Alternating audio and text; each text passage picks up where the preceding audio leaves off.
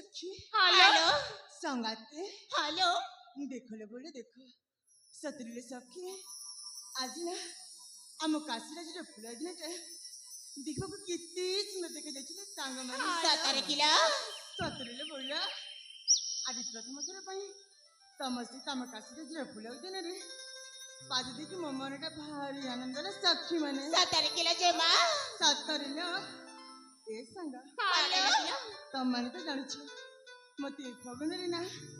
सहले छिचिरा सखी माने सतरे लो सतरे सांग हेलो सेठी पई तम माने को मो मन कथा किछि कहबा को चाहछि ल सतरे किलो सतरे ले ताइले अति सिरा कौनाले जेमा सतरे कहि देबी हेलो ताहेले मन दिख सुनी बोले सखी हेलो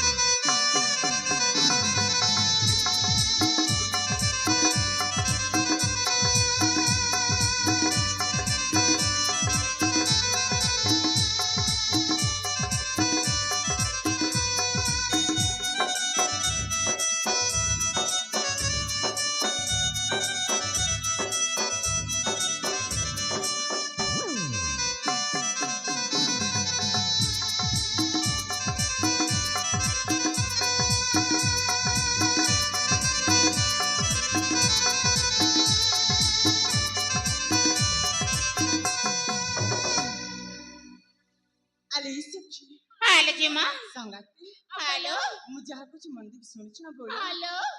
सतरी से पटे की देखो ले सखी हेलो आकाश को देखो आकाश मन करे सात रंग रे इंद्रधनु टाणी कितनी सुंदर देखा जाଉଛି ना हेलो ए बोले माने हेलो जेमा इंद्रधनु राय सात